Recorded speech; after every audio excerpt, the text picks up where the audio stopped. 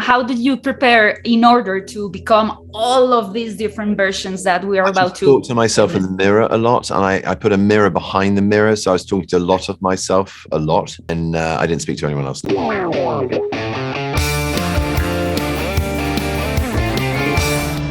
night, I dream the same dream.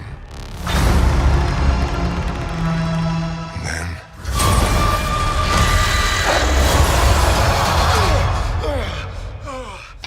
Hello. Hi, Gabby. How are you? I'm great. I'm so happy to talk to you. Thank you so much for your time and for having me. Welcome. Very welcome. So one of your multiversal versions that we see in the beginning of the movie, it speaks a little bit of Spanish. So I wanted to ask you, do you know the name of your character in Spanish? No, I don't. Give it to me. Okay, it's the same. Doctor Strange, Hechicero Supremo. Hechicero Supremo. What, the Sorcerer Supreme? Yes. That's not my character. That's Wong's character. He's the Hechicero Supremo. I know, but that's the title of your first character. Okay, I see. That's very true. Yes, in that universe he is. You're right.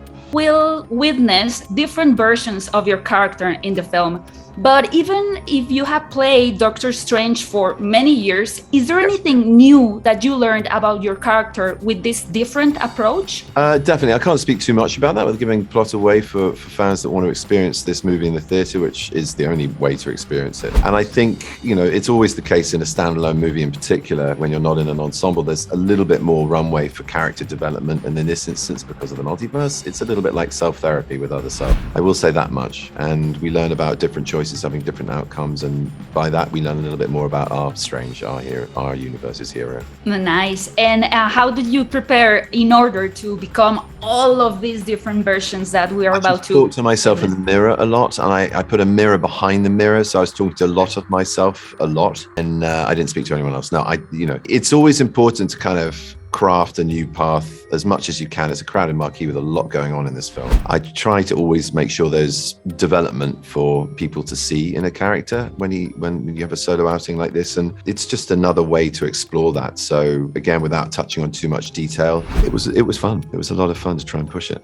I'm so excited to see that. And of course, this movie, Doctor Strange in the Multiverse of Madness, promises a lot of madness, of course, and crazy things. Yeah. So while working on set, what is something that really blew your mind in the production and in the filming process? I would say the amount of stuff that's on camera. Sam Raimi's very much an old school filmmaker. So if something on the call sheet said car flies into building, you think, oh, that's going to be done in post. And sure enough, you wait half a day because they're loading a car in order to then explode it into a building. And that's thrilling, because obviously a lot of this work is in blue or green screen environments that are, well, sort of discombobulating. I mean, I don't mind them. It's child play. You're imagining things that aren't there, like children do. But it's also fantastic to be with real world props and atmosphere and situations. So that was the thing that kind of blew me away, was how much was actually in camera. It rises up the adrenaline, right? And everything, yeah. Everyone's really on their game, and you've got to get the shot, and it's just kind of really exciting. You see it back, you think, wow, I'm actually watching something I know is going to be in the movie for sure.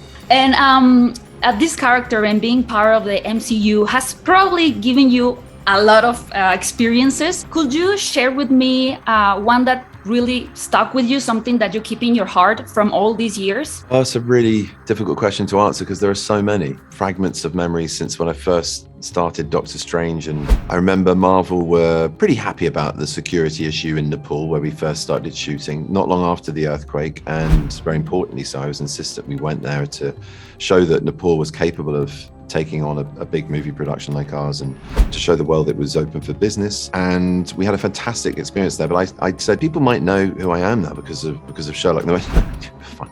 We look after Chris Hemsworth and Chris Evans, all the Chris's. You're going to be fine. By the third day, it was just this sort of joyous riot atmosphere where the cars were being rocked that I was in. Durban Square was like full up with, hundreds of people chanting either Benedict or Sherlock. So that was an amazing moment, and very, it's always nice as a character like this that's been taken into the heart of the MCU and the fans' hearts to be able to give back, whether that's at the extraordinary sort of Hall H experience in Comic-Con. I mean, I've had my birthday sung there because irritatingly, it falls on my birthday and I'm not with my family, but also less irritatingly, I have 5,000 plus people singing to me. And it's just, twice that's happened has been pretty extraordinary. But it's the small things as well. It's seeing the difference that these characters make to young people's lives, especially those who's struggling with illness or any kind of social difficulties, who've had a tough time or are having a tough time, and to be able to give a little bit back because of the joy that these fictional characters give as an actor playing them, that's to me is that's where the real magic happens. That's amazing. Thank you so much for sharing that with me, and so excited to watch the film, and a lot of hugs from all the fans in Mexico and Latin America. Thank you. Thank you so much.